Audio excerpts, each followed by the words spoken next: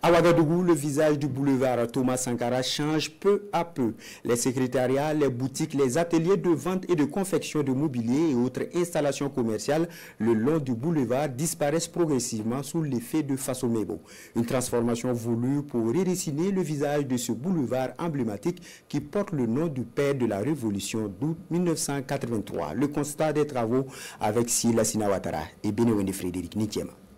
Des carcasses d'imprimantes, des feuilles de papier éparpillées, quelques documents, puis ces banderoles annonçant un déménagement. Voilà ce qui reste de ce qu'on appelait autrefois un secrétariat implanté le long du mur de l'université de Ouagadougou. Les restaurants, boutiques de vente d'articles divers, ateliers de mécanique ou de confection de mobilier qui jonchaient les accotements ont tous été démontés ou simplement démolis.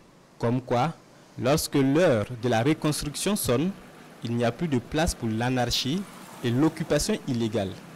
Qui connaît ces lieux pourrait croire au passage d'un séisme. Mais rassurez-vous, il s'agit plutôt du passage de Faso-Mebo, le bras opérationnel de l'embellissement des villes et de la révolution progressiste populaire. Ils nous ont dit cela un mois avant. Et ils ont dit qu'ils ont commencé les travaux de l'autre côté. Et quand ils vont avancer, ils vont nous prévenir. C'est le mardi passé, ils nous ont demandé de nous préparer parce qu'ils nous ont donné le délai lundi, le lundi qui devrait suivre. Et en tout cas, chacun avait fait de son mieux pour dégager. Ils nous ont dit que c'est des pavés, ils veulent placer jusqu'à la pédiatrie. Répondant à l'appel de la mairie de Ouagadougou et de l'opérateur Faso-Mebo, chaque commerçant procède au démantèlement volontaire de ces installations érigées le long du boulevard Thomas Sankara. Et pendant que certains s'activent encore à enlever ce qui reste, Abdoulaye lui a déjà totalement vidé les lieux. Il revient néanmoins pour sécuriser sa clientèle. Actuellement, ce que j'ai ramassé ça pour aller déposer à la maison. Bon, voilà pourquoi je viens ici, mais arrêter. Bon, peut-être que les anciens clients, là, quand vous appelez, moi je pars aller voir les travaux avant de faire quoi.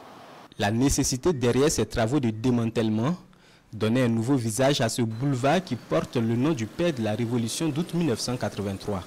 À la place des boutiques et des étals, des pavés, des banquettes publiques, des fleurs et de la verdure viendront orner les abords du boulevard Thomas Sankara. Ce qu'ils veulent faire, c'est très joli, ça va arranger le pays. Comme c'est l'avenue Thomas Sankara, en tout cas, si ils ont pu faire ça, en tout cas c'est bien, ça sera joli. Et quand on va appeler le nom aussi Thomas Sankara, quand on voit que vraiment ils ont essayé de faire arranger le coin aussi.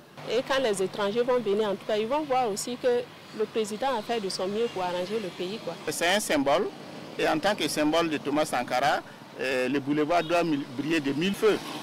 Voilà, nous pensons que ce pays doit briller de 1000 feux, comme ce boulevard. En tout cas, nous, on a arrêté vers les NAM. En tout cas, pour arranger le pays, vraiment c'est propre. En tout cas, nous aussi, on est contents.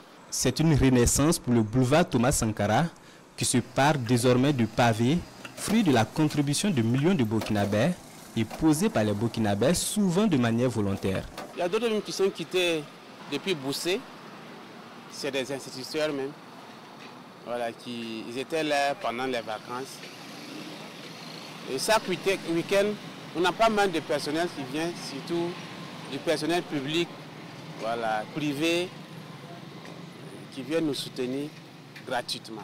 Les travaux en cours font déjà rêver et suscitent de la part des usagers plein d'espoir. Il faut le dire, le changement est déjà visible le long du mur de la RTB Radio et cela de part et d'autre de la route. Moi, ça me plaît parce que le point est devenu très belle. Mais je sais que quand ils vont finir d'arranger, ils vont pouvoir faire beaucoup de choses pour arranger le pays. Les choses sont en train de se dessiner, une autre vision de la ville de Ouagadougou. Déjà c'est très beau, c'est très joli. Voilà, ils ont mis les pavés, accompagnés des gazons, des fleurs, tout ça c'est très bien. Peu à peu, Ouagadougou se transforme sous le leadership et la vision du président du Faso, le capitaine Ibrahim Traoré. Sous la houlette du chef de l'État, l'initiative présidentielle Faso-Mebo redessine le visage de la capitale burkinabé. L'objectif est clair, bâtir une capitale moderne, débarrassée de la poussière, des ordures et dans laquelle règne l'ordre et la discipline.